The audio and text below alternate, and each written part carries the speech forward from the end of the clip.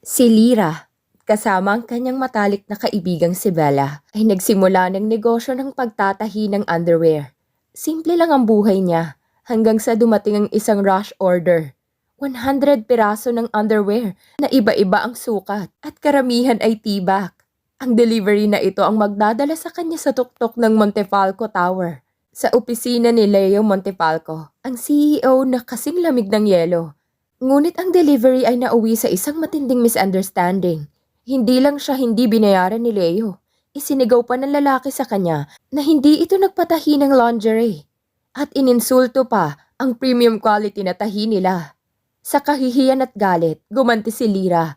Ipinagkalat niya sa buong executive floor na ninakaw ni Leo ang lahat ng underwear. At dahil sa matinding paghihiya, hinubad ni Lyra ang isang tong at iniwan yun sa desk ng CEO. Ang eskandalong ito kaya ang magiging daan para makita niya ang kanyang true love sa likod ng isang napakalaking underwear war? O ito ang magdadala sa kanya sa isang bangungot na hinding-hindi niya malilimutan habang buhay? Kabanata 1. Ang tahi, ang tibak, at ang tagapaghatid ng sakuna. Lyra, tingnan mo! 100 piraso! Ang galing mo talagang manahi ng G-string! Kahit pa di mo yan ginagamit. Tawa ni Bella, ang business partner ni Lyra, habang isinasalansa ng mga tiny fabrics na tinatawag na tibak. Si Lyra, nabihasa sa pananahi, at official delivery girl ng Lady L&B Undergarments, ay abala sa pag-aayos ng order. Ang negosyo nila ay binuo para matulungan ng kaibigan nilang si Tina na nabuntis. Ang 50,000 mula sa bulk order na ito ay malaking tulong. Hindi yan G-string, Bella. Yan ay tibak at 80% ng order ay ganito. Ang weird ng taong umorder. Feeling ko koleksyon niya to. Bulong ni Lyra. Ang address na nakasaad ay ang Montefalco Tower. Ang recipient, Leo Montefalco. Ang bilyonaryong CEO na sikat sa pagiging cold-hearted at napakaseryoso. Kaya mo yan, Lyra. Deliver mo ang art natin. Mag-ingat ka lang. Baka matunaw ka sa lamig ng mukha ni Mr. Montefalco. Biro ni Bella. Kaya naman, si Lyra bitbit ang isang malaking brown paper bag na puno ng 100 piraso ng underwear. Karamihan ay halos wala ng tela. Ay nagtungo sa gusali. Ang bag ay napakalaki na tila nagde-deliver siya ng blanket sa halip na undergarments. Sa loob ng executive elevator, nakaramdam ng kaba si Lyra. Delivery lang to, Lyra. Delivery lang. Huwag ka nga amin na nag-o-order ka ng ganyan. Nung bumukas ang pinto, bumungad sa kanyang isang napakagandang opisina. Sumalubong sa kanyang isang matikas na sekretarya. May delivery po ako para kay Mr. Leo Montefalco. Sabi ni Lyra, hawak ang parcel na tila napakalaki para sa 100 piraso ng tiny na tela. Pumasok ka, naghihintay siya. Sabi ng sekretarya. Huminga ng malalim si Lyra. Naglakad siya patungo sa malaking pinto. Ito na, ang 50,000. At ang pagmamahal kay Tina ay nakasalalay sa pagtsatsaga niya. Kabanata 2. Ang CEO, ang insulto, at ang tibak hysteria. Sa loob ng opisina, si Leo Montefalco ay nakatayo sa harap ng kanyang mahogany desk. Ang kanyang tingin ay kasing lamig ng yelo sa Antarctica. Inilapag ni Lyra ang brown paper bag sa mesa. Ang bagay tila mas malaki pa kaysa sa kanyang sarili. Mr. Montefalco, ito na po ang rush order nyo. 100 piraso ng Lady L&B Undergarments. Sabi ni Lyra, sinisikap na panatilihin ang kanyang poker face. Hindi ko alam kung anong pinagsasabi mo, miss. Malamig na tugon ni Leo. Wala akong in-order na undergarments. Natigilan si Lyra. Po? Pero nakalagay po dito ang pangalan at address nyo. At rush order po ito. Mali ang address. Hindi ako nagbebenta ng lingerie. Sabi ni Leo at itinuro ang bag. Ano bang laman yan? Ang laki naman ng parcel para sa kahit anong undergarments. Kasi po sir, 100 piraso po yan. Iba-ibang sukat at para po sa kaalaman nyo, ang laman po nito ay ang pinaka-premium at handmade na tibak sa syudad. Ito po ang aming artwork. Matapang na sagot ni Lyra. Doon na nag-ibang mukha ni Leo. Hindi siya tumawa. Tinaasan niya lang niyang kilay si Lyra. Shit! Tibak? Yan bang kalidad ng tibak na tinatahi niyo? Sininghal ni Leo. Mukhang doormat. Hindi yan premium. Kung ganyan ang kalidad, dapat libre na lang yan. Nagliyab ang mata ni Lira. Doormat? Ang art ni Bella at ang puhunan ni Tina ay tinawag na doormat. Hoy, Mr. Montepalco, hindi po doormat yan. Ito pong pinaghirapan namin. Ang dami naming lace na ginamit dyan. Wala kayong karapatang manlait sa negosyo namin. Galit na sigaw ni Lira. Kung art yan, miss, ibigay mo sa akin ng libre. Hindi ko babayaran ng kalakal na yan. Dahil hindi ko in-order. Lalo na kung mukhang basahan. Mariing sabi ni Leo at inihagis niya ang bag sa gilid ng kanyang mesa. Hindi ko po ibibigay ng libre. Bayaran niyo ako. Galit na sigaw ni Lira at lumapit siya sa bag. Dahil sa panik at galit, hindi na nakapag-isip si Lira. Kailangan niya maghiganti sa insulto. Mabilis niyang kinuha ang bag. Dinukot ang sample na dala niya. Isang neon pink lace na tibak. At buong tapang na inihagis yun sa mukha ni Leo. Yan po ang doormat niyo. Tingnan natin kung kasing lamig pa rin ng yelong mukha mo kapag may tibak na nakasabit sa noo mo. Sigaw ni Lira. Bago pa makakilos si Leo, tumakbo si Lira patungo sa pinto. Ang mukha ni Leo ay nabalutan ng shock at ng neon pink lace. Kabanata 3. Ang pagtatangka, ang iskandalo, at ang nagniningas na chismis. Sa kanyang pagtakbo, nagulat si Lira nang makita niyang sekretarya ni Leo at ang ilang empleyado na nakatingin sa kanya. Ang neon pink tibak na nakasabit pa rin sa mukha ni Leo. Kailangan niyang gumawa ng damage control para sa kanyang pride at para sa pera. Makinig kayong lahat, sigaw ni Lira at pilit niyang pinahina ang kanyang boses na tila umiiyak. Ang CEO niyo, sigaw ni Lira habang tinuturong opisina ni Leo. Hindi niya ako binayaran at ninakaw niya ang buong inventory ko. Kinuha niyang 100 piraso ng underwear at hindi siya nagbayad. Sabi ko sa kanya na kailangan namin yun para sa buntis na kaibigan namin. Pero tinawanan niya lang ako. Underwear thief siya. Ang buong executive floor ay natahimik. Ang secretary ay napatulala. Ang CEO, si Leo Montepalco, ay inakusahan ng pagnanakaw ng 100 piraso ng underwear mula sa isang delivery girl. Dahil sa shock, naglabasan ng mga empleyado mula sa kanilang mga cubicle. Ang underwear thief na CEO, hindi sila makapaniwala. Biglang bumukas ang pinto ng opisina ni Leo. Lumabas siya at ang neon pink tibak ay nakasabit pa rin sa kanyang ulo. Nag-iwan ng lipstick mark sa kanyang noo. Miss Santiago, anong ginagawa mo? Sigaw ni Leo, galit na galit. Sa halip na tumakbo, tiningnan ni Lira si Leo at mas lalong nagdrama. Tingnan niyo ang mukha ng isang underwear thief. Ang tibak na yan ay ang ebidensya. Yan ang sample ko. Kinuha niyang lahat. Sigaw ni Lira at mabilis na tumakbo patungo sa elevator. Nang sumarang pinto ng elevator, naiwan si Leo. Nakatayo sa gitna ng executive floor na may neon pink tibak sa ulo. Ang buong opisina ay puno ng bulungan at tawa. Hindi ako underwear thief. Sigaw ni Leo sa kanyang isip. Pagdating ni Lira kina Bella, nagpanik si Bella. Lira, bakit mo siya inakusahan ng underwear thief? Hindi ba mas safe yung harassment? Tanong ni Bella. Hindi, Bella. Mas comedy ang underwear thief. At mas madali nating mababawi ang inventory. Ang problema, naiwan kong neon pink tibak sa ulo niya. Yun ang sample natin. Sabi ni Lira na napuno ng pagsisisi at tawa. Ang delivery na yun ay hindi lang nagdala ng skandal. Ito ay nagdala ng chaos at confusion sa buhay ng pinakaseryosong CEO sa syudad. Sa Montepalco Tower, ang araw pagkatapos ng underwear theft scandal ay kasing gulo ng isang sale sa lingerie section. Ang mga empleyado ay hindi mapigilang magbulungan. Ang lahat ay tinitingnan ng CEO's office na tila may nagaganap na fashion show ng undergarments sa loob. Si Leo Montepalco ay nakaupo sa kanyang upuan, halos hindi makahinga sa galit at kahihiyan. Ang security ang mabilis na nag-alis ng neon pink tibak sa kanyang noo. Ngunit ang stain ng lipstick at ang shock ay nanatili. Marcus, anong nangyayari? Bakit ang daming tweets tungkol sa Montepalco Group na nag-o-order ng tongs? At bakit akong tinatawag na The Tibak Tycoon? Sigaw ni Leo kay Marcus, ang kanyang legal officer. Si Marcus na pinipigilang matawa ay inayos ang kanyang necktie. Sir, ang damage ay malala. Ang kwento ni Miss Santiago ay nag-viral. Dahil sa akusasyon niyang underwear thief kayo, bumaba ang stock natin ng 5%. 5%? Dahil sa underwear na hindi ko naman in-order? Halos umakyat na sa galit si Leo. Sir, kailangan nating linisin ang pangalan niyo. Ang statement natin ay kailangang matigas. Kailangan nating ipakita na ang parcel ay misrouted at hindi niyo kinuha ang mga tibak.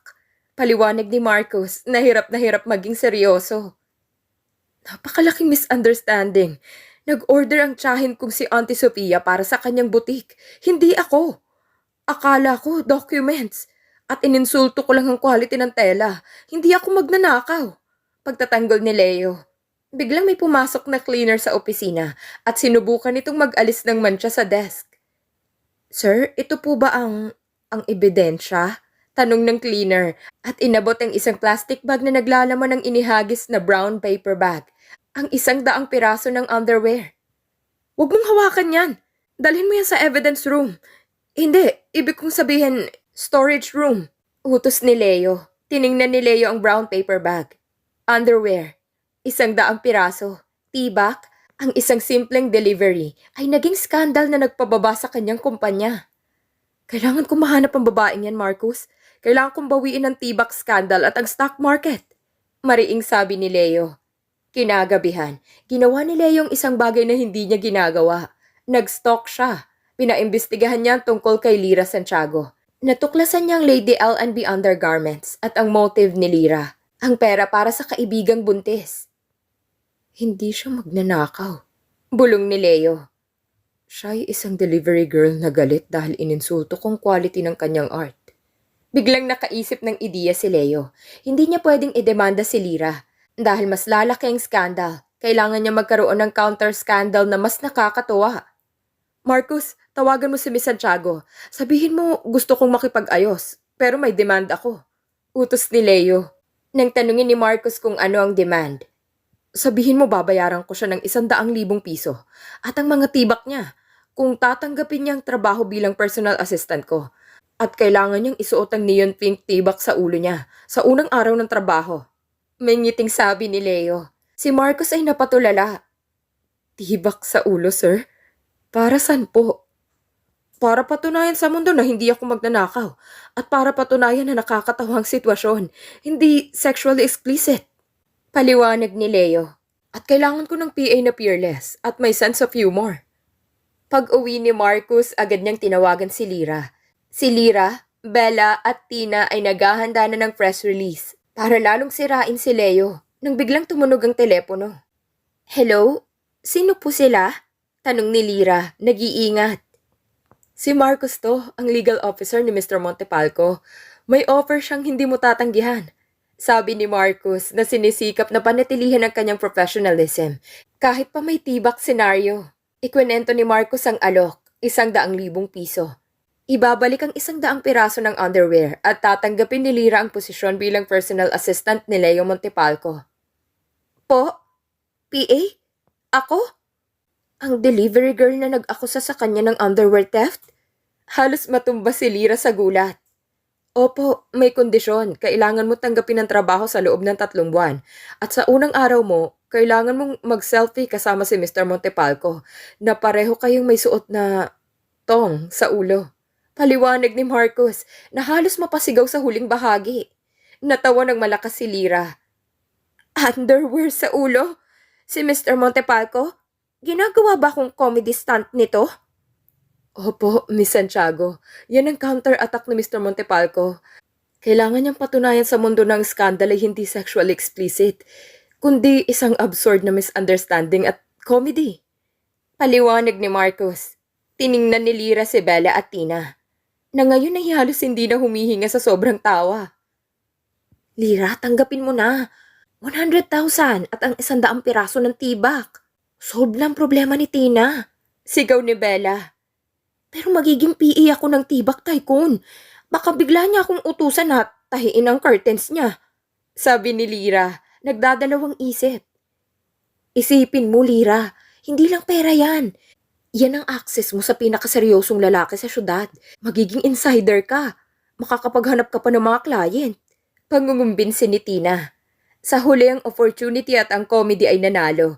Si Lyra, ang delivery girl, ay magiging personal assistant ng CEO at ang uniform nila ay magiging tibak sa ulo. Sige, Marcus. Tanggapin ko na ang alok ni Mr. Montepalco. Matapang na sagot ni Lyra. Pero may kondisyon din ako. Hindi ako taga-tahi ng kortina at kailangan ang tibak na isuot namin ay premium quality. Si Marcos ay napabuntong hininga. Sige, Miss Santiago, tingnan natin ang Battle of Wits na ito. Report ka sa Lunes, full uniform. Sabi ni Marcos at ibinaba ang tawag. Ngumiti si Lyra. Ito nang pinakanakakatawang trabaho sa mundo. Ang underwear thief CEO ay magiging kanyang boss. Ngunit sa kanyang isip, hindi lang revenge ang nararamdaman niya. May kaunting kilig dahil sa craziness ng sitwasyon. Dumating ang Lunes. Si Lyra, suot ang kanyang corporate attire at may dalang isang designer paper bag na may lamang 2 tibak na underwear. Isa para sa kanya, isa para kay Leo. Ay handa na sa kanyang misyon. Tandaan mo, Lyra, ikaw ang delivery girl na naging executive assistant. Huwag kang magpapakita ng takot. Paalala ni Bella bago siya umalis. Pagdating ni Lyra sa Montepalco Tower, naramdaman niyang lahat ng mata na nakatutok sa kanya. Ang chismis tungkol sa tibak tycoon at ang kanyang underwear delivery girl ay umaalingaw-ngaw pa rin. Si Marcos ang sumalubong sa kanya. Miss Santiago, ang uniform niyo? Ipinakita ni Lyra ang designer bag. Narito po ang customized na uniform para sa akin at kay Mr. Montepalco. Premium quality po ito. Siyempre. Dinala ni Marcos si Lyra sa opisina ni Leo. Nakita ni Lyra si Leo nakaupo sa kanyang executive desk. Kasing seryoso ng isang banker na naghahanda ng audit. Mr. Montepalco, narito na si Miss Santiago. Sabi ni Marcos. Tumingin si Leo kay Lyra at sa halip na magalit, nagpakita siya ng kaunting ngiti. Buti naman at sumunod ka sa kondisyon, Miss Santiago. Ang stock market ay naghihintay ng ating photo op. Handa na po ako, sir. Sana lang po, fresh ang tong na gagamitin natin. Hindi po used. Biro ni Lyra. Medyo natawa si Leo. Itong tibak mo, Miss Santiago. Ito ay bagong tahi at neon green para mas magandang impact sa media. Sabi ni Leo at inabot kay Lyra ang isang neon green lace tibak. Maganda po ang kulay. Bagay po sa suit nyo. Puri ni Lyra. Pagkatapos kinuha ni Leo ang kanyang tibak. Isang royal blue silk tong at dahan-dahan niya itong isinuot sa kanyang ulo na ginagawang headband. Nag-pose siya na tila naghahanda para sa isang corporate photoshoot. Nagulat si Lyra. Si Leo Montepalco, ang cold-hearted CEO, ay nakasuot ng tong sa ulo. Ang eksena ay napaka-absurd at nakakatawa. Sumunod si Lyra, isinuot din niya ang neon green tibak sa kanyang ulo. Okay, Miss Santiago. Ngayon, kailangan natin mag-post ng official statement at ang selfie natin sa lahat ng social media. Utos ni Leo. Habang nagpo-post sila, inilapit ni Leo ang mukha niya kay Lyra. Smile, Miss Santiago. Kailangan nilang maniwala na masaya tayo sa misunderstanding na to. Bulong ni Leo. Ang lapit ni Leo ay nagbigay ng biglaang kilig kay Lyra. Ang seryosong amoy ng cologne at ang expensive suit ay salungat sa neon green tong na nasa ulo niya. Pagkatapos ng photoshoot, agad na nag-viral ang larawan. Ang caption ni Leo, walang magnanakaw, walang harassment. Tanging isang epic misunderstanding lang dahil sa tibak. Kaya siyang bagong PA ko, si Lyra Santiago. Ang babaeng nagturo sa akin na hindi laging perang mahalaga, kundi ang kalidad ng tela.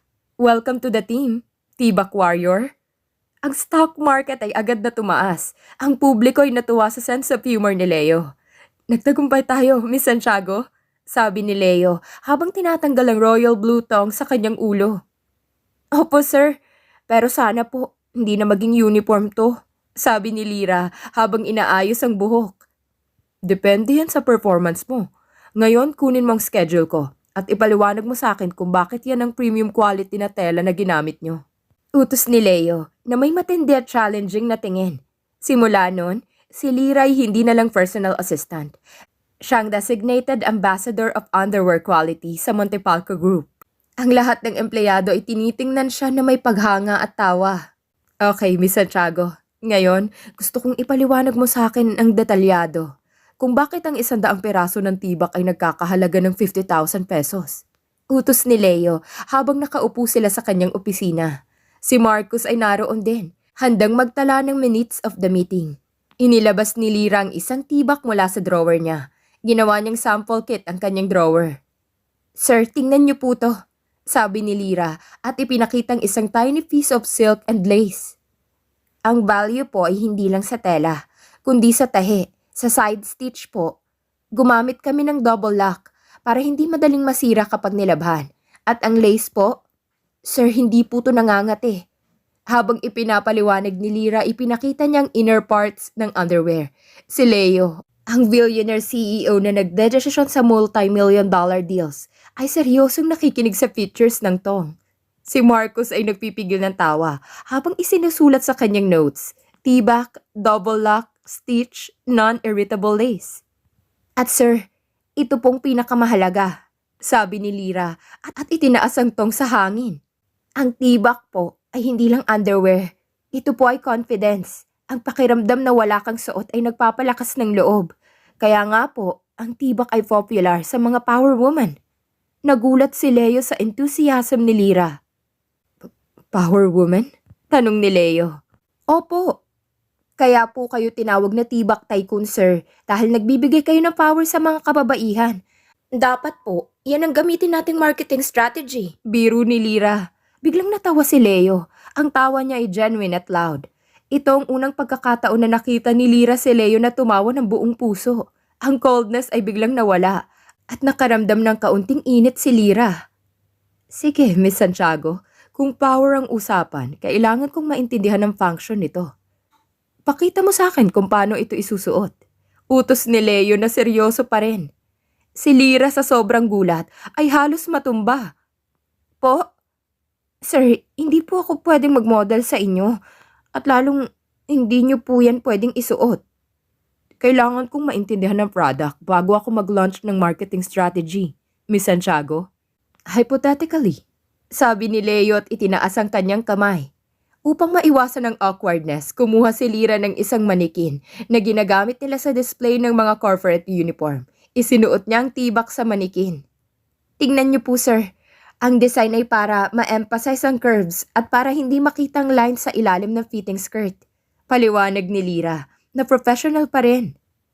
"Ah, strategic," sabi ni Leo at kinuha niyang manikin.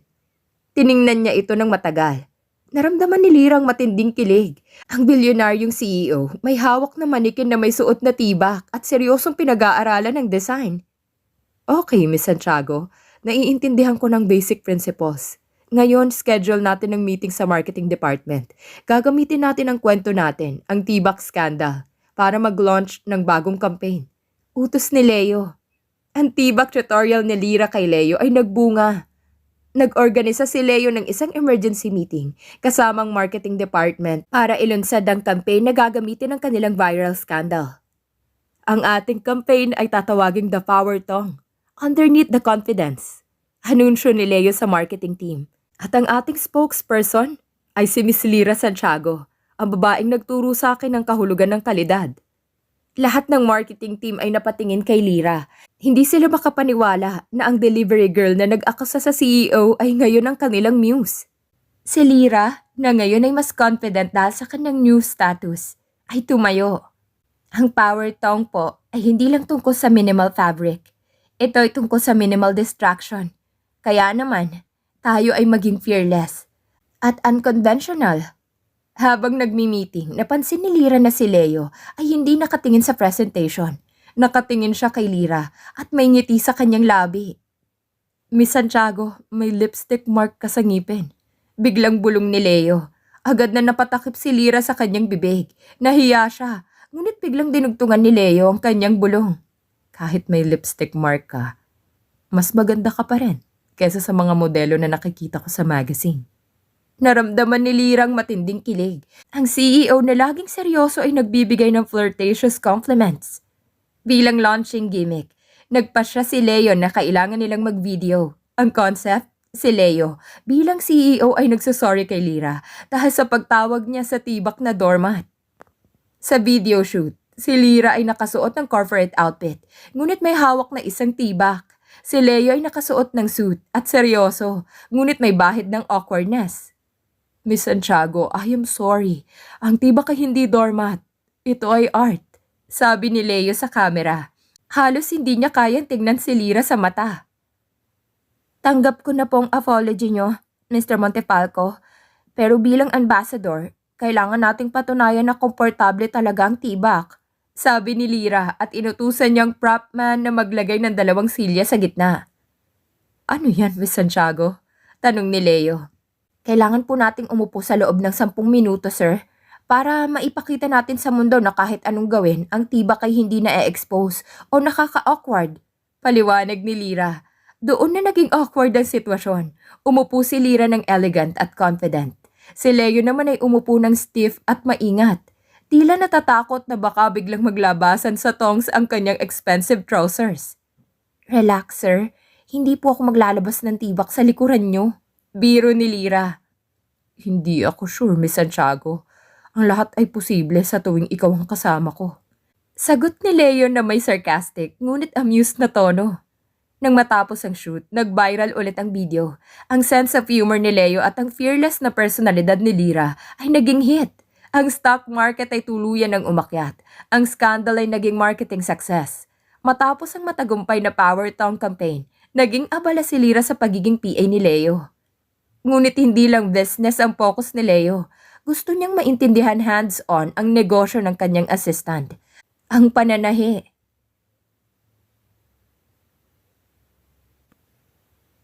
Isang hapon, habang nag-aayos si Lyra ng mga corporate documents, lumabas si Leo mula sa restroom na may dalang isang sewing kit at isang scrap ng tela. Miss Santiago, meron tayong emergency meeting. Seryosong anunsyo ni Leo. Po, para saan, sir? Sa boardroom? Tanong ni Lyra, nagmamadaling kinuha ang kanyang notepad. Hindi, dito lang, sagot ni Leo at iginuhit niya ang isang chair palapit sa mesa ni Lyra. Turuan mo akong manahi. Napatulala si Lyra. Sir, marunong po kayong manahi? Hindi pa, pero matututo ako. Paano ko matatawag na premium product nyo kung hindi ko alam ang process? At saka gusto kong iwasan ng skandal na hindi ako marunong manahi. Paliwanag ni Leo na sinisikap na panatilihin ang kanyang corporate aura. Nang hindi na makatanggi si Lyra, nagsimula ang CEO sewing class. Okay, sir. Una, kailangan mo mag-thread ng karayom. Sabi ni Lyra at inabot kay Leo ang maliit na karayom. Si Leo, na sanay sa paghawak ng ballpen at iPad, ay hirap na hirap sa pagpasok ng sinulid sa butas ng karayom. Ang seryosong mukha niya ay nagpapakita ng matinding frustration. Bakit ang liit ng butas na to, Miss Santiago? Hindi ba pwedeng gawing oversize ang butas? Reklamo ni Leo habang nagpapawis. Sir, kapag ginawa nating oversize yan, hindi na yung karayom. Needle na yan, pang sako. Kailangan po ng focus. Tawa ni Lyra. Matapos ang 15 minutes na pakikipaglaban sa karayom, nagtagumpay si Leo. Ang sumunod na challenge ay ang pagtahi ng straight line. Tingnan nyo, Miss Santiago, matuwid yan. Ipinagmamalaki ni Leo ang kanyang tahi. Ngunit nang tiningnan ni Lyra, ang straight line ni Leo ay tila zigzag na gawa ng earthquake. Sir, mukhang tahi ng lasing na daga. Kailangan po ng precision. Biro ni Lyra. Biglang lumapit si Leo kay Lyra. Hinawakan niya ang kamay ni Lyra at inilapit niya ang kanyang muka sa tenga nito. Turuan mo akong maging precise, Miss Santiago. Bulong ni Leo at ang kanyang boses ay mas malambing kesa sa satin na ginagamit nila. Naramdaman ni Lyra ang matinding kilig. Ang seryosong CEO ay flirting sa kanya gamit ang sewing lesson. Awakan mo po ang tela ng ganito, sir. Sabi ni Lyra na sinisikap na maging seryoso. Kailangan malambot lang ang kamay. Hindi po corporate takeover ang ginagawa mo. Sa paghawak ni Leo sa kamay ni Lyra, ang tensyon ay lalong tumindi. Ang sewing lesson ay nagiging isang unintentional romantic moment. Alam mo, Miss Santiago, ang precision na gusto ko ay hindi lang sa pananahi. Sabi ni Leo habang nakatingin sa mga mata ni Lyra. Gusto ko rin ang precision sa ating relationship. Ano ba talaga tayo? Boss at PA? O sewing buddies? Hindi nakasagot si Lyra. Ang seryosong tanong ni Leo ay nagpalabas ng totoong damdamin. Sa hindi inaasahang pagkakataon, pumasok si Marcus. Sir, nagpadala ng documents ang Japanese supplier ni Auntie Sophia.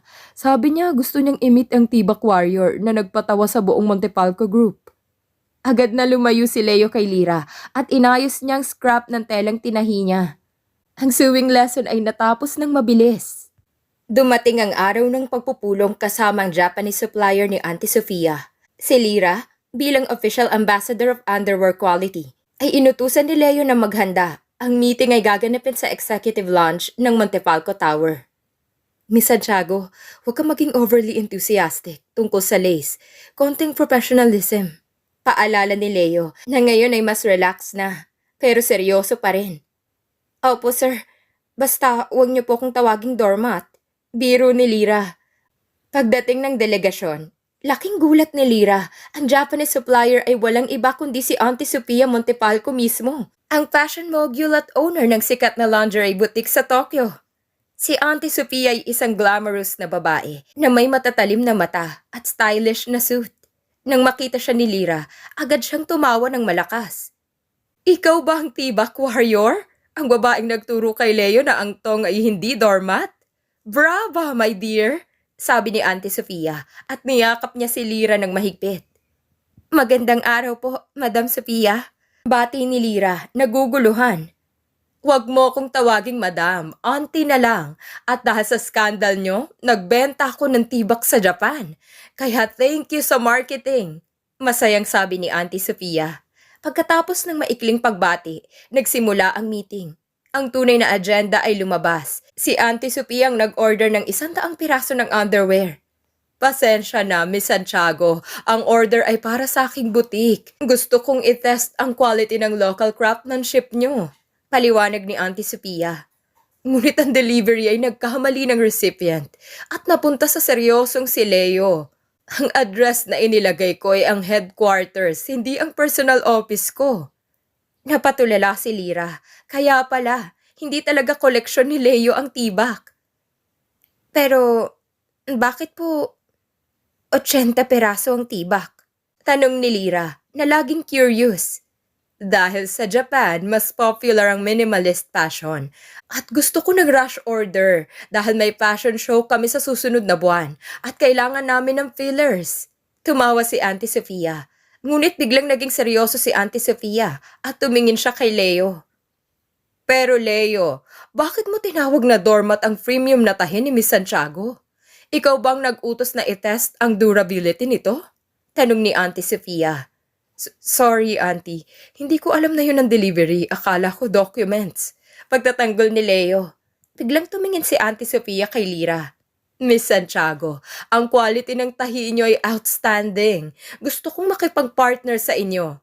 Ipadala niyo sa akin ang 5,000 pieces ng Lady L&B undergarments. Buwan-buwan. International deal. Si Lira, Bella at Tina ay biglang yayaman. Ang single order ay naging international contract. Salamat po, Auntie Sophia. Tatanggapin po namin yan. Masayang sagot ni Lira. Pagkatapos ng meeting, nag-iwan si Auntie Sophia ng isang importanteng payo kay Leo. Leo, huwag mong hayaang tumakas ang babaeng yan. Hindi lang siya fearless at good in business. Siya lang ang nakapagpatawa sa'yo ng ganito sa loob ng 10 taon. At I am warning you. Kung hindi mo aalagaan ang Tibak Warrior na yan, kukunin ko siya sa Japan at doon na siya magiging CEO ng undergarment empire ko. Banta ni Auntie Sophia. Nang makalabas si Auntie Sophia, tumingin si Leo kay Lira at ang tingin niya ay may bahid ng tensyon at possessiveness. Narinig mo yon, Miss Santiago? Kung aalis ka, siguraduhin kong hindi ka makakatakas. Seryosong sabi ni Leo, pero may ngiti sa kanyang labi. Ang comedy ay unti-unti nang nagiging true romance. Dahil sa international deal na inalok ni Auntie Sophia, nagbagong dynamic sa pagitan ni Lira at Leo. Ang kanilang contractual relationship bilang CEO at PA, na sinimulan dahil sa isang tibak scandal, ay naging isang partnership na may matinding potential. Hindi na lang sila nag-oorganisa ng meeting. Nag-oorganisa na rin sila ng production schedule para sa 5,000 pieces ng underwear buwan-buwan. Isang hapon habang nagtitingin sila ng fabric sample sa opisina ni Leo, Nagbigay ng ideya si Lyra. Sir, tingnan niyo po tong fabric na to. Napaka-soft at breathable. Perfect po to para sa summer collection, sabi ni Lyra at inabot kay Leo ang tela. Kinuha ni Leo ang tela, ngunit sa halip na tiningnan ang quality, tiningnan niya si Lyra. Kung gaano ka-soft ang tela na to, Miss Santiago, ganun din ka-soft ang boses mo kapag tinuturuan mo akong manahi. Biglang sabi ni Leo na may flirtatious na ngiti.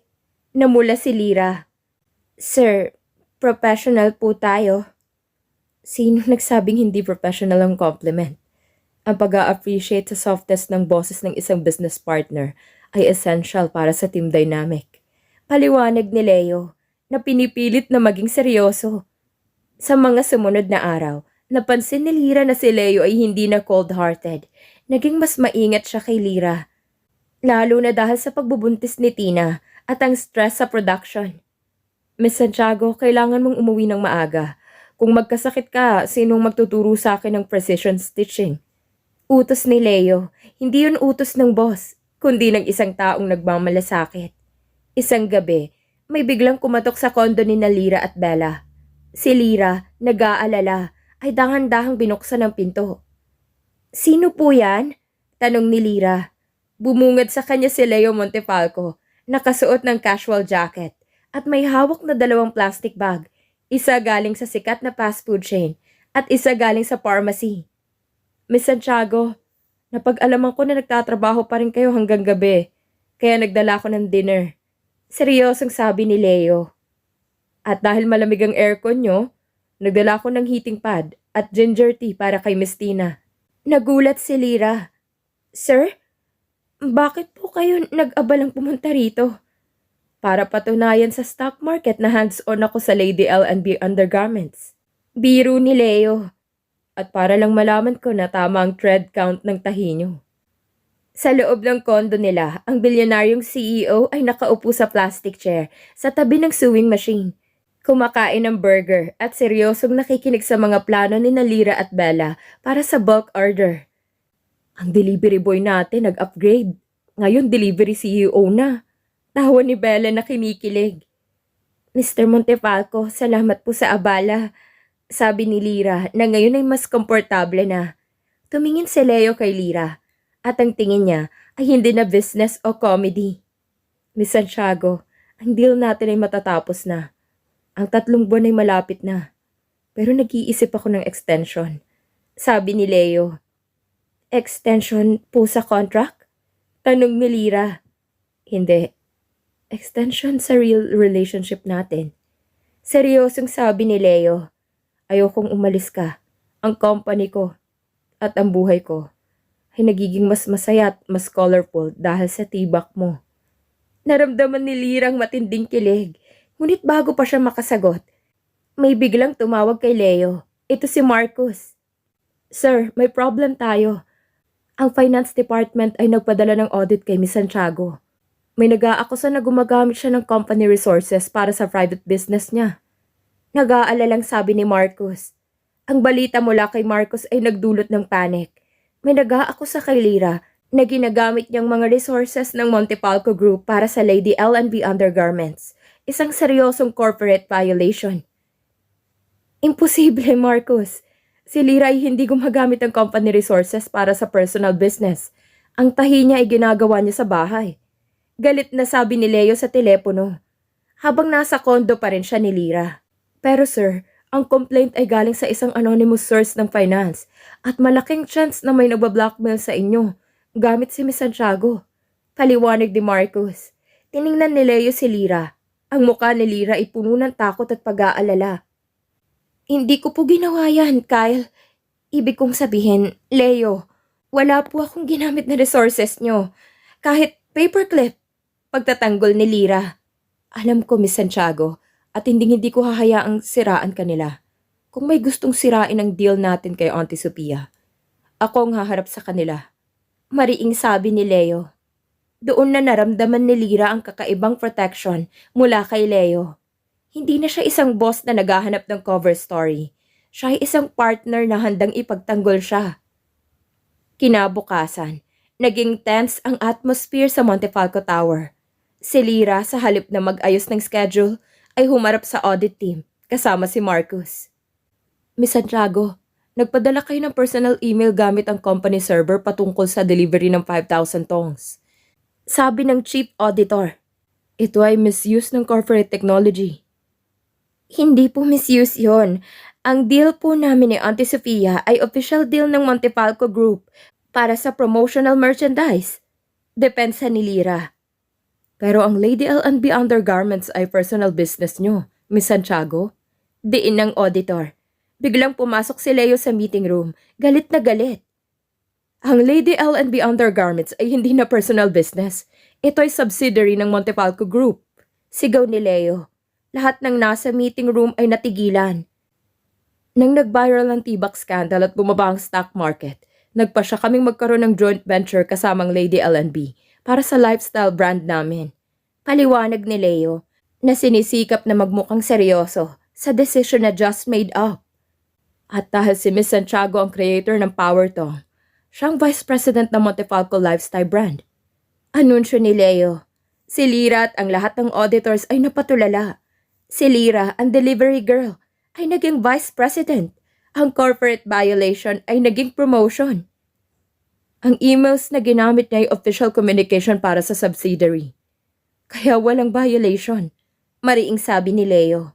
Matapos ang meeting, hinila ni Leo si Lyra palayo. Si Lyra ay tulala pa rin. Vice President? Sir, seryoso po ba kayo? Tanong ni Lyra. Oo, Miss Santiago. Ang T-Box scandal ay kailangang maging legacy natin. At hindi ko hahayaang may manakit sa partner ko, sa business at sa buhay. Sabi ni Leo. At ang kanyang titig ay nagbigay ng matinding kilig kay Lyra. Salamat po, sir. Pero sino po kayang nag-audit sa akin? May gusto po yata na ako'y palayasin. Sabi ni Lyra. Huwag kang mag-alala, BP Lyra. Hahanapin natin siya. Pero sa ngayon, celebrate muna tayo. Anong gusto mong budget para sa BP office mo? Biro ni Leo. Si Lyra bilang bagong vice president para sa Montefalco lifestyle brand ay hindi na nakatuon lang sa delivery at pananahi. Ngayon, kailangan niya makahanap ng saboteur na nagtangkang sirain siya. Si Leo ay hands-on sa paghahanap ng traidor. Isang gabi, matapos umuwi si Marcus at ang mga security staff, nagtrabaho sila ni Lyra nang magkasama sa opisina ni Leo. BP Lyra, seryosong sabi ni Leo habang nakatutok sa computer screen. Ang audit request ay galing sa finance department at ang access code ay ginamit ng isang junior analyst na si Jonas. Jonas? Hindi ko po siya kilala. Pero bakit siya mag-aaksaya ng oras sa pag-audit sa akin? Tanong ni Lyra na umiinom ng take-out coffee. Dahil inutusan siya. Pero sino? Sabi ni Leo. Biglang may pumasok na ideya sa isip ni Lyra. Sir, naalala niyo po ba nung nagda-deliver ako ng parcel? Ang sekretary niyo po, galit na galit sa akin. At siyang nagbigay ng access sa inyo. Si Clara? Imposible. Matagal na siyang sekretary namin at loyal siya. Pagtatanggol ni Leo. Baka po, hindi naman siya traidor. Sir, baka po pinilit lang siya. Sabi ni Lyra. Ang mga babae po, madaling matakot kapag ang banta ay tungkol sa reputasyon o pamilya. Dahil sa suggestion ni Lyra, nag-isip si Leo. Ang soft side ni Lyra ay tila nagbigay ng clue. Sige, imbestigahan natin si Jonas at si Clara. Pero mamaya na. Sabi ni Leo at inilayo niya ang laptop. Po? May emergency po ba, sir? Tanong ni Lyra. Oo. Ang emergency ay ang dinner natin. Sabi ni Leo at inilabas niya ang isang thermal bag mula sa kanyang desk. Inutusan ko si Marcus na mag-order ng fine dining na take-out. Kailangan nating kumain, BP Lyra. Bawal magutom ang business partners mo. Si Lyra ay natuwa. Ang bilyonaryong CEO ay naghahanda ng candlelight dinner sa executive office. Habang kumakain sila ng steak at wine, ang atmosphere ay naging romantic. Seryoso, Lyra? Sabi ni Leo. Sa 3 buwan na kasama kita, ang buhay ko'y nagbago. Noon ang focus ko ay stocks at figures. Ngayon ang focus ko ay ang T-Box sales at sewing tutorials. Hindi na po boring ang buhay niyo, sir. Biro ni Lira. Hindi na. At alam mo ba kung bakit? Tanong ni Leo. Tumingin si Lira sa kanyang mga mata. Bakit po, sir? Dahil ikaw ang nagturo sa akin ng value ng simple things. Kung hindi mo ko iniskandal at pinagkalat na otherworld tip ako, hindi ko matututunan na ang buhay ay hindi lang corporate meeting. Sabi ni Leo at hinawakan niya ang kamay ni Lira. Ang kilig ay lalong tumindi. Ang pag-amin ni Leo ay hindi na tungkol sa business. Lira, bulong ni Leo. Hindi ko alam kung paano tayo nagsimula. Pero ngayon, gusto kong maging official ang extension natin. Gusto kong maging part ka ng buhay ko. Hindi lang bilang VP, kundi bilang... Bago pa matapos ni Leo ang kanyang sasabihin, biglang may tumunog. Hindi ito ang telepono, kundi ang sewing machine na ginagamit ni Lira para sa samples. Ay, naiwan ko pang nakaon. Sigaw ni Lira at mabilis siyang tumayo. Natawa ng malakas si Leo. Ang romantic moment ay interrupted ng sewing machine. Okay, Lira. Hindi pa yata itong tamang oras para sa proposal. Sabi ni Leo, natatawa. Pabalik tayo sa investigation bukas. Pero ngayon, gusto kong kumanta ka sa akin habang hinuhugasan ko ang plates. Matapos ang interruption ng sewing machine, nagdesisyon sina Lira at Leo na ituloy ang date sa simpleng paraan, maghugas ng plato. Si Leo, ang bilyonaryong CEO, ay nakatayo sa lababo ng executive pantry. Seryosong nagbabahag ng dishwashing liquid. Si Lira naman ay nagpapatuyo at nag-aayos ng mga tableware. Sige, BP Lira, anong gusto mong kantahin ko habang naguhugas ako? Classical o pop? Tanong ni Leo na ngayon ay mas relaxed na. Sige po sir, kantahin niyo pong paborito kong kanta. Torete. Biro ni Lira. Sumimangot si Leo. Hindi ko alam ang torete pero ito na lang. Ito ang lalabay sa akin nung bata ako. Nagsimulang kumanta si Leo. Ang boses niya ay deep at surprisingly melodic. Kinantahan niya si Lira ng isang classic love song. Sa gitna ng pagkanta, tiningnan niya si Lira ng matagal. Naramdaman ni Lira ang matinding kilig. Ang CEO ko, naghaharana sa akin habang naguhugas ng plato.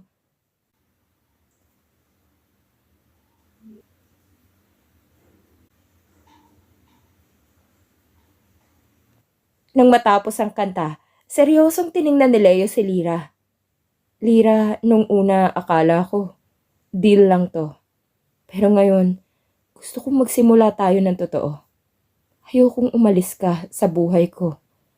Bago pa sumagot si Lira, tumunog ang telepono ni Leo.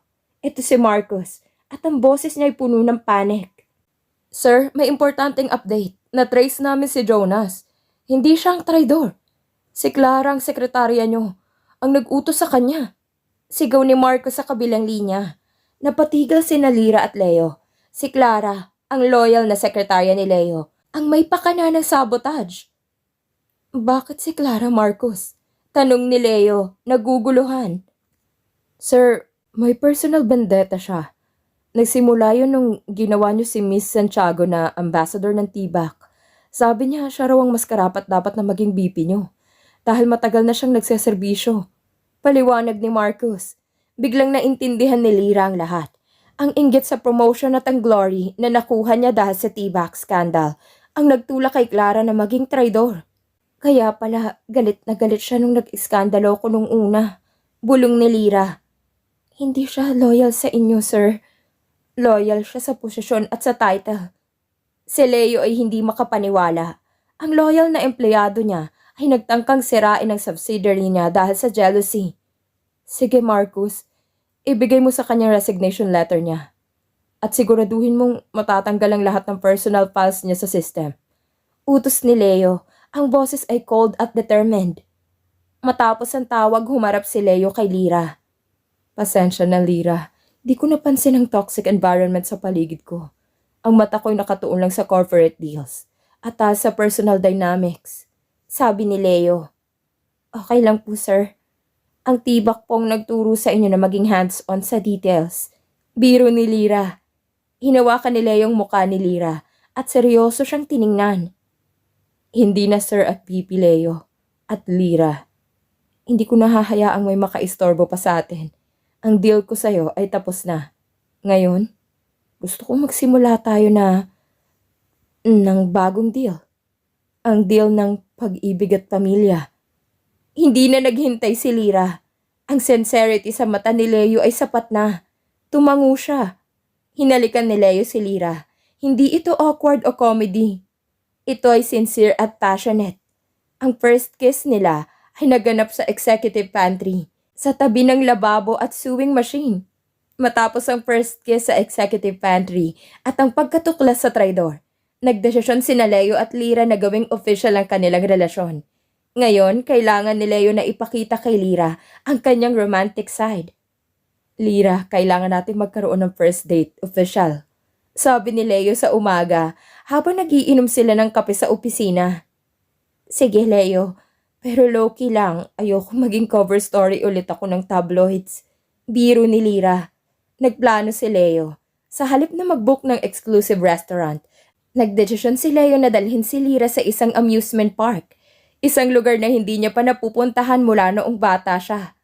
Pagdating nila sa amusement park, si Leo ay nakasuot ng designer t-shirt at sunglasses, habang si Lyra ay casual at excited. Wow, Leo! Hindi ako makapaniwala na pumayag kang sumama rito. Hindi ba masyadong mainstream to para sa Montefalco Group? Tawa ni Lyra. Kung gusto mong malaman ng fear ng isang tao, dalhin mo siya sa amusement park. At Lyra, gusto kong subukan ang lahat ng rides na hindi ko naranasan nung bata ako. Seryosong sabi ni Leo. Ang date ay nagsimula ng awkward. Si Leo na sanay sa board meeting ay hindi sanay sa crowd. Habang nakasakay sila sa isang roller coaster, si Lyra ay sumisigaw sa tuwa. Samantalang si Leo ay mute at namumutla. Nang bumaba sila, si Leo ay halos mahilo. Lyra, centrifugal force ay labag sa law of physics. Hindi safe yan. Leo, roller coaster yan. Normal ang G-force. Relax! Tawa ni Lyra at niyakap niya si Leo para aliwin. Ang pinaka-hilarious na bahagi ay nang maglaro sila ng carnival games. Tinangka ni Leo na manalo ng isang malaking stuffed toy para kay Lyra sa pamamagitan ng pagbaril ng darts. Ngunit ang focus niya na perfecto sa business ay zero sa darts. Bakit hindi gumagana ang precision ko, Lyra? Sigurado ka bang tama ang angle ng throwing? Inis na tanong ni Leo. Leo, hindi yan physics. Kailangan mo lang maging relax. Pikit ka at isipin mo na tibak ang target. Biro ni Lyra. Sa huli hindi nanalo si Leo ng malaking stuffed toy. Kaya naman binili niya ang buong stand ng stuffed toys para lang makakuha ng isang giant teddy bear para kay Lyra. Leo, hindi mo kailangan bilhin ang lahat. Romantic gesture yan, hindi corporate acquisition. Tawa ni Lyra na ngayon ay may dala ng mas malaking teddy bear kesa sa kanya. Habang naglalakad sila, may biglang lumapit kay Lyra at nagbigay ng isang maliit na brown paper bag. Miss Santiago, pinabibigay po ni Sir. Sabi ng delivery man at mabilis siyang umalis. Nagulat si Lyra. Pagbukas niya ng paper bag, nakita niyang isang hand-stitch na tong na may nakatahi na L Heart L. Leo loves Lyra. Leo? Ikaw ang gumawa nito? Tanong ni Lyra na napuno ng kilig. Ngumiti si Leo. Oo, ginamit kong sewing lesson mo. Ito ang token ko ng pag-ibig. Hindi ako romantic sa flowery words, pero seryoso ako sa tahi at sayo. Naiyak si Lyra. Ang sincerity ni Leo ay mas mahalaga kaysa sa anumang $1,000,000 ring. Ang cold-hearted CEO ay natutong umibig sa pamamagitan ng sewing at tibak. Matapos ang hilarious na date sa amusement park, nagdesisyon si Lyra na dalhin si Leo sa kanyang kondo upang ipakilala ng formal kina Bella at Tina bilang kanyang boyfriend, hindi na boss. Pagdating nila, si Leo ay hirap na hirap sa pagbitbit ng giant teddy bear na mas malaki pa sa kanya. Lyra, hindi pa pwedeng iwan muna natin ang trophy na to sa kotse. Hindi ako makakita. Bulong ni Leo na ang boses ay muffled at pure. Wala na, Leo. Yan ang evidence na nag-date tayo. At saka romantic gesture mo yan. Tawa ni Lyra. Nang pumasok sila sa kondo, sina Bella at Tina ay naghahanda ng samples ng lace sa ibabaw ng sewing machine. Nagulat sila nang makita si Leo, ang bilyonaryong CEO, na may dalang giant teddy bear at may kaunting cotton candy sa buhok. Leo, anong ginagawa mo rito? At bakit may giant bear ka? Tanong ni Bella na nagulat. Hindi ko yan giant bear. Iyan ay resulta ng romantic acquisition sa amusement park. Paliwanag ni Leo na sinisikap na panatilihin ang kanyang corporate tone. Siya na po ang official boyfriend ko. At hindi na boss. Anunsyo ni Lyra na kinikilig. Si Tina na malapit ng manganak ay natuwa na talaga. Mabuti naman, hindi ko na kailangan mag-alala na may underwear thief na nagde-date sa'yo. Hindi ako underwear thief. Depensa ni Leo. Ako'y partner niyo sa international deal. Habang nagkwekwentuhan sila, biglang namutla si Tina. Bella, Lyra, ibigay niyo sa akin ang power tong. Sigaw ni Tina habang hinihingal. Bakit, Tina? Nag-order ka ba ulit? Tanong ni Bella. Hindi, kailangan ko na yata ng power. Ang baby ko, lalabas na yata. Sigaw ni Tina. Nagsimula ang panic sa kondo. Si Bella ay tumakbo upang kumuha ng emergency bag. Si Lyra ay hindi alam kung ano ang gagawin. Si Leo sa kabila ng panic, ang tanging kalmado. Walang panic. Kailangan natin ng precision. Marcus, I call ang private helicopter, emergency delivery, at ihanda ang executive suite sa St. Luke's. Sigaw ni Leo sa telepono na tila nagde-deliver ng multi-million-dollar project. Habang naghihintay sila sa elevator, si Tina ay huminga ng malalim. Salamat, Leo. Ang totoo, ang power tong ay lucky charm ko. Gusto ko itong isusuot ko bago ako manganak. Pahayag ni Tina na may ngiti. Si Leo, sa halip na masyak, ay tumango. Naiintindihan ko, Tina. Ang comfort at confidence ay essential sa critical moments. Nang dumating ang private helicopter ni Leo, dinala nila si Tina sa hospital. Ang birth ay naging successful.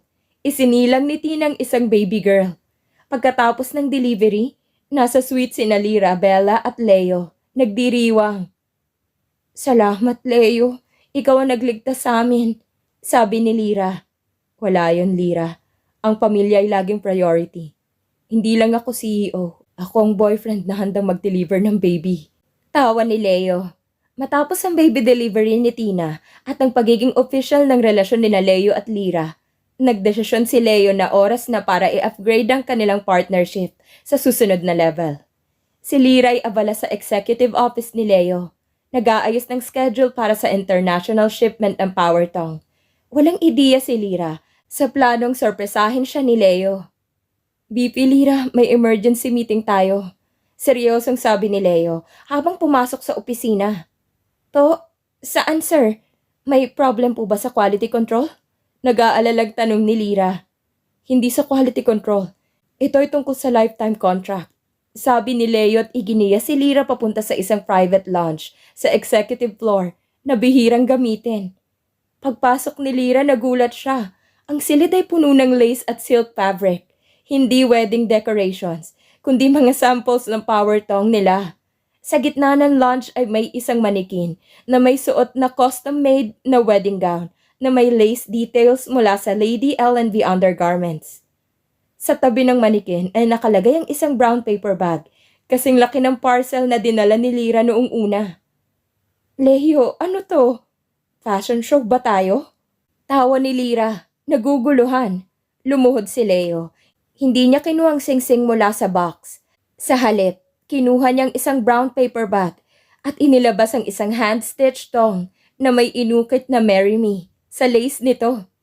Lyra Santiago, seryosong sabi ni Leo. Ang ating relasyon ay nagsimula sa isang misunderstanding dahil sa 100 piraso ng tibak at isang underwear theft accusation. Ngunit yan ang naging foundation ng ating power tong empire. Patuloy ni Leo gamit ang business terms na nagpapakita ng kanyang unique love.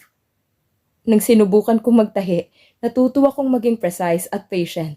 Sa bawat sewing lesson, na-discover ko na ikaw ang missing piece sa corporate structure ng buhay ko. Ang deal natin ay matatapos na at kailangan nating mag-upgrade. Gusto kong i-renew ang ating contract sa lifetime basis Gusto kong maging opisyal na partner ka sa lahat ng aspect sa buhay ko. Ang profit natin ay happiness at ang dividend natin ay ang pamilya. Pagpapatuloy ni Leo. Ngumiti si Leo at inilabas ang ring box.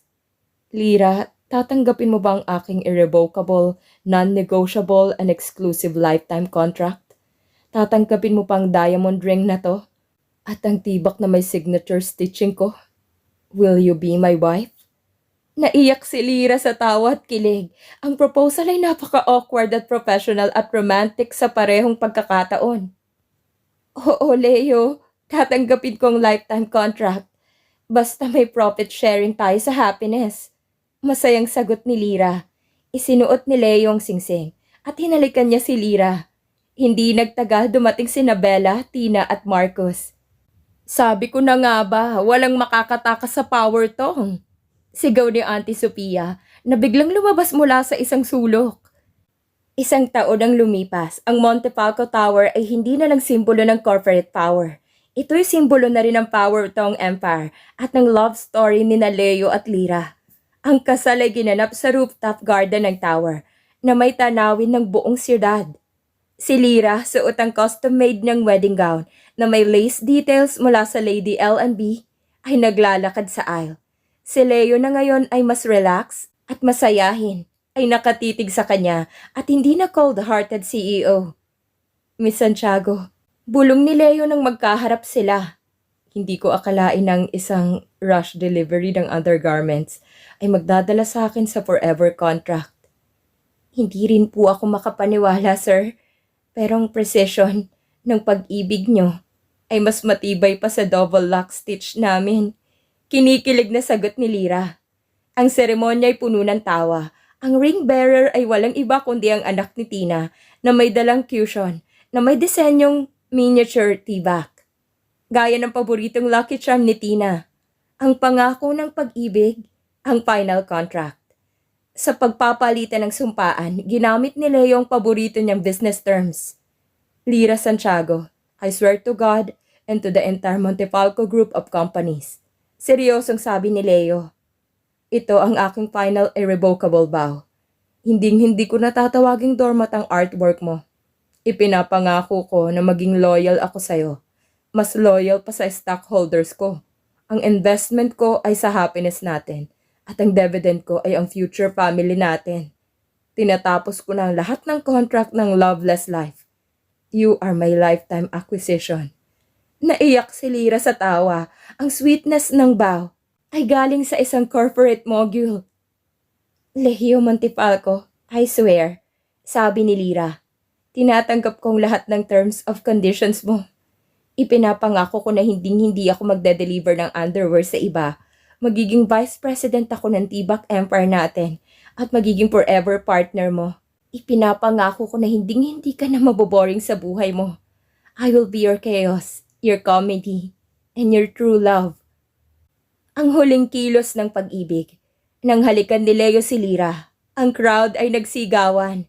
Pagkatapos ng kasal, sa reception, lumapit si Leo kay Lira habang sumasayaw sila. May final delivery ako, Mrs. Montefalco. Bulong ni Leo. Inabot niya kay Lira ang isang custom-made velvet box. Pagbukas ni Lira, nakita niyang isang golden thread at isang small diamond encrusted needle. Ito ang sewing kit mo. Hindi mo na kailangang manahin ng samples. Sabi ni Leo. Pero gusto kong tandaan mo, ang golden thread na yan ay ang thread na nag-ugnay sa atin. Ikaw ang nagtahi ng love story natin. Ngumiti si Lira. At ikaw, Leo, ang cold-hearted CEO na nagbayad ng 50,000 pesos para sa isang tibak scandal na naging happy ending. Nagtapos ang kwento ni Lira at Leo. Hindi sa isang corporate deal, kundi sa isang love story na pinatunayan na kahit gaano ka-absurd ang simula, ang pag-ibig ay laging nananalo. Ang delivery girl ay naging vice president at Mrs. Montefalco at ang tibak tycoon ay naging isang masayahin at romantic na asawa. Ang kanilang forever contract ay nagsimula na. Ang Montefalco Tower ay nanatiling sentro ng negosyo, ngunit ang atmosphere ay lalong naging light at colorful dahil sa presensya ni Lira Santiago Montefalco ang Vice President ng lifestyle brand at Chief Quality Officer ng Tibak Empire. Si Leo at Lyra ay meron ng 1 taong gulang na baby boy na tinawag nilang Leo Jr. o mas kilala bilang The Little Tycoon. Sa kabila ng corporate lifestyle, nanatili silang down to earth.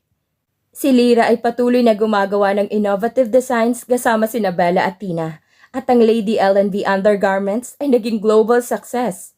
Isang gabi, habang naghahanda silang matulog, hinalikan ni Leo si Lyra. Alam mo, Lyra, ang lahat ay nagbago. Nung una, perfection ang gusto ko. Ngayon, ang perfection ko ay ikaw. Ang chaos na dala mo. At ang little tycoons natin. Bulong ni Leo. Yun ang final lesson, Leo. Sabi ni Lyra. Ang best contract ay hindi nakasulat sa paper, kundi sa puso. Salamat na tinanggap mong delivery ko. Hindi lang ako nag-deliver ng underwear. Nag-deliver ako ng pag-ibig. At sa huli, ang cold-hearted CEO ay tuluyang naging romantic husband na nagpapatunay na ang isang simpleng tibak scandal ay pwedeng magdala ng forever at happiness sa buhay.